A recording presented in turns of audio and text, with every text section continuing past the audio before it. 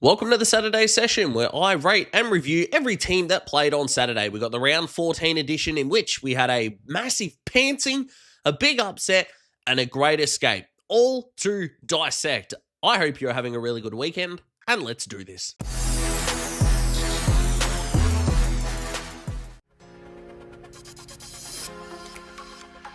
Sorry, Bombers fans, it really couldn't have been anyone else but you. A 96-point win kind of opened you up for that. Well, 96-point loss, if you think about it that way. It was a trouncing. And what kind of sucked is at three-quarter time, I think the margin was round about 8 or so goals. In fact, why don't I just have a look? That would probably be the easiest way to do this. What was it? Well, even at halftime, 6 goals at halftime, so 35 points. It was in the end. So 7 goals, 1. So 43 points at three-quarter time. 49 points it actually was. I'll learn how to do math in a minute. If they could have somehow just stayed around that mark, I still don't think they would have jumped up the rankings here at all, but it all just fell to shit in the last quarter, as we kind of know. From 49 to 95, that's the way that it works. But it was just a pantsing. It was an under-19 side, basically, in that last quarter. But the huge positive was, and I'll talk about the downside to a smacking in a minute, but I kind of want to bring some positives to the table here for the Bombers fans, and that is some of the kids and some of the younger players stood up in a massive way.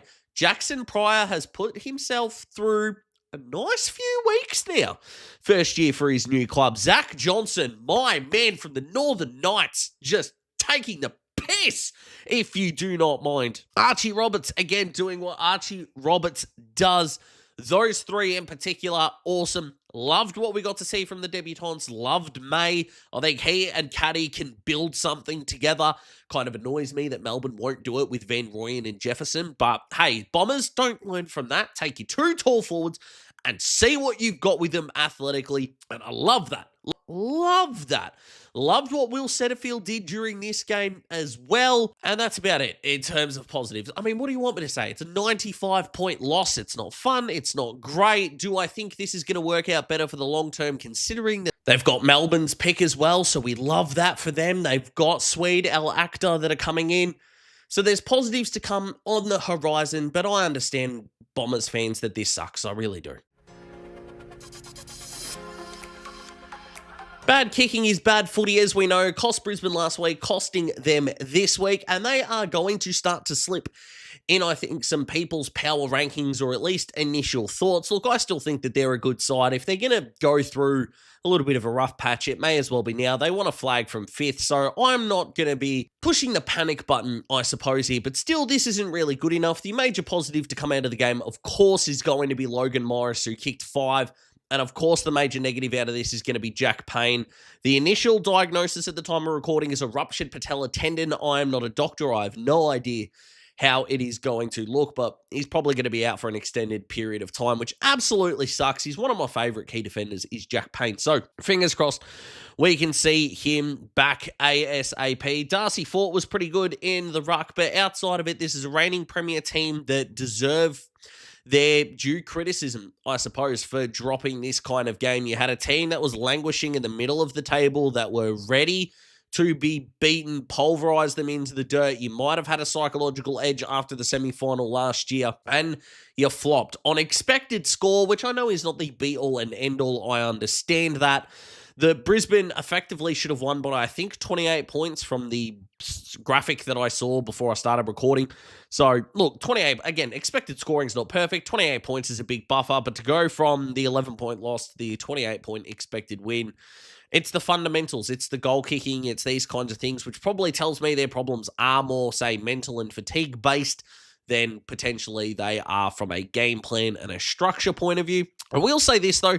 It's probably the first game where I went, that half back line could use Kitty Coleman in a big way. I don't think Jasper Fletcher was at his best. Darcy Wilmot and Dane Zorko were fine, I suppose. Look, Zorko was their highest AFL fantasy player. I think he had 28 on the day, but I watched that pretty much the entirety of this game. And at no point did I think to myself, geez, Dane Zorko is killing them off the half back line for an extended period of time. So it's not quite back to the drawing board. It's not quite, they're screwed. They've got one more game until the bye. The bye is going to come at a good time for the reigning premier, but that is not going to make them escape from their due criticism, doubt, and questions that are going to and already are coming their way after this kind of performance, because it's not good enough now. Once last week was a fluke, twice, is it a pattern? Did everything right but win the game is the feeling I had about North. Again, watched the majority of this game. In fact, I pretty much watched all of it. I think I only missed 10 minutes putting the little bloke to bed. But they could not hit a target. And I know it's going to be because it's wet and the conditions didn't suit. I understand that. But Freo, and I'll talk about them obviously when I get to the Freo bit, but where North not let themselves down, but where they struggled structurally in the wet is that they did not allow or set up one of their players to get out the back. Curtis Zohar, who got absolutely bashed tonight. Poor Cam, I hope he's all right, because Jesus. But they did not allow any kind of small forward or high half forward player to get out the back. They didn't set up for it. It wasn't as if they were trying it and Freo had Draper or Clark or someone like that to beat them out the back. It just was something they didn't structurally try to do. I think it took them a little bit too long to adapt to the conditions, because once they did, that last quarter and a half, and of course, especially for that 15-minute gap in the middle of the last quarter, they looked awesome. And this is going to burn for a lot of North Melbourne people. My missus is ropeable right now. She is sick of being pregnant and sick of watching North lose. And having those two things happen simultaneously, and considering one of them is my fault, and I absolutely should not be giving a shit about the other one, leaves me in kind of a delicate position. I'm not going to lie to you, but Colby McKercher looked awesome again. Dylan Stevens putting together a really nice 6 to 8 weeks from Steve-O, which is nice. Georgie Wardlaw getting more of the footy, and Luke Davis-Uniacke started the game with a house on fire, but 10 minutes into the second quarter, he had 17 disposals and 6 clearances. I think after then on, he had 10 disposals and 1 clearance. And look, 27 disposals and a goal from a midfielder. Like, if you average that for a season, you'd be unbelievable. But I can't help but think that stuff was left on the table. Now, I know they sent Wagner to him, and Wagner did a really good job, but maybe I'm just holding him to too high a standard. I'm not sure. Larky came to life a little bit, shanked a couple, which is not great.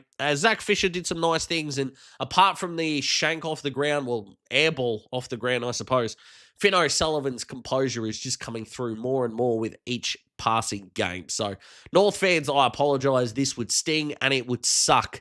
And it probably stinks that you're on number 4 on the list, because you probably deserve to be a lot higher if we take some of the third and the majority of the last quarter into account.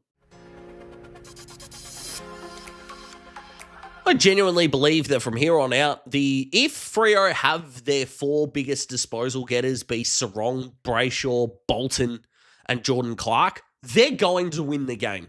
Now, I do not subscribe to this theory that they were lucky to win by any stretch. They executed, especially without momentum, a lot better than North did, and I am still putting them relatively high up. They are number 3. I was tempted to go number 4, but at the end of the day, a lot in footy, good teams are getting upset more and more. Luke Jackson was fantastic. I loved what I saw from Sam Switkowski. I think impact per possession, I haven't seen him play a better game of footy, if I'm being perfectly honest with you. Shea was the difference without momentum more than I think he was with momentum, which is interesting for a guy that has been accused of being a downhill skier for a lot of his career. I don't think that was the case tonight in the slightest. Josh Tracy up the ground was fantastic. Corey Wagner did a really good job on LDU, as I mentioned earlier. Loved what I saw from him. He's been fantastic. Neil Erasmus getting subbed out, stinks for Supercoach, but Nat Fyfe's impact around the ball in the wet, contested style of game was key. If we're going to have the shit sub rule, and of course we are for the rest of the year, every single team out there should always be one of 2 players. A 30-year-old that you just pray gets subbed in late, or a smaller, quicker player. And North nailed it with Hansen Jr. and Freo nailed it with Fyfe. And I think that's just the way forward. Just do that as a super quick player, or a veteran presence you can put around the ball late. Hawthorn with Giath. North, Hansen Jr. Or, of course, Freo with Nat Fyfe, and they nailed it. Adelaide with Brodie Smith was for example, right? Just for example. But Freo, they escape. They're in the 8, going beautifully. They keep the Dogs out just for a minute, and they will move on to the next challenge. Thank God they got over the line and moved towards next week, I think is going to be the theme around Freo going into this back half of the year. I've still got faith. Ugly wins, take them and run. They just walked into the MCG, put 16 goals on the Bombers in terms of margin and walked out. Pretty perfect from a Geelong point of view. But Bailey Smith and Max Holmes took the absolute piss. Jezza kicked 6. Loved what I saw from Scratch and Ilu. Kicked another 4. Sean Manor was really good with 3. And overall, this is actually going to be really short for the Cats. Now, why aren't they number 1? 96 points. They did everything right. How can you possibly knock them for that? It's quality of opponent, which is not, I know, not their fault. I understand that. And if you turn around and go, Daz, this is the dumbest opinion you could ever have, I'd probably agree with you, okay? In terms of credit, in terms of opponent, whatever it is, it's not that big a deal. But at this point, Essendon are 10th with a bottom 4 percentage. And I haven't actually checked North's percentage. In fact, why don't I just do this now live and go, have they got a worse percentage than North still at the moment? So the Bombers there is 78.9. Yep, 79 effectively. North's is 80.6. There you go. They have a worse percentage than North do.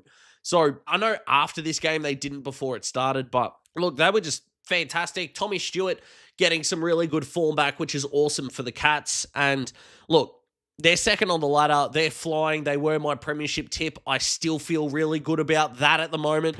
As a non-biased fan, as a Hawthorn fan, I hate it. But that's, I can separate the two for the purposes of this video. I think that's actually one of my strengths as a creator, to be honest. Whether you agree or disagree is up to you. But that's pretty much it from the Cats fans. You deserve to just watch your Geelong-based media. Go check out the Hoops crew if you want the fully biased takes on the Cats here, because a neutral fan is not going to sit here and give you 5 minutes dissection on how good this was. Watch the replay. I don't know what you want me to tell you, but they played really well. They dominated. They took the piss, 96 points. Enjoy it. Aaron Cadman, welcome to the party, my friend. Don't you just love to see it? The number 1 pick just taking the piss. Now, he kicked 5, my friends. Jesse Hogan kicked 6. 11 goals too from your tall forwards. My goodness me. And considering they kicked 17 goals, 5 for the day, it's just like, yes, this is the day for accurate goal kicking. I love it. Especially after the absolute batshit nature of last round, where the highest score was like, 81 from the Hawks or something. And then you go into this round, and we had the crap game on Friday, I should say. And then you've got, the Bulldogs who kicked the high score. Both of these teams kicked the high score. Geelong kicked the high score. So we're kind of getting that back, I suppose, which personally I'm a massive fan of. High-scoring footy is good footy to watch most of the time, especially as a neutral. So love that in every which way. But Lachie Ash, Lachie Whitfield, they did as they pleased. Who would have thought playing Lachie Whitfield in his position for the majority of the game would bring you a good outcome? Well, bugger me. Who would have thought? Callahan got injured in the end, but 32 disposals on his first game back was fantastic. I loved what Darcy Jones did. He was the inaccurate one that missed, I think it was especially one, where you just went, geez, Darcy, I would have knocked you down for 8 or 9 out of 10 on that. Great, man. What are we doing here?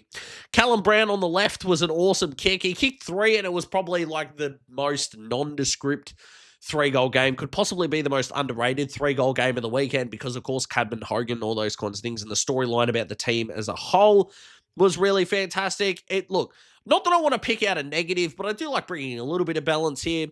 Sam Taylor had possibly his worst game I've seen him play in full. And it's not because his opponent kicked 5, like your opponent can get away from you. So, for example, in the semi-final against Joe Danaher, Joe took the piss in that game. Sam Taylor wasn't awful in that game. He was awful in this one. So, come on, Sam. You're better than that.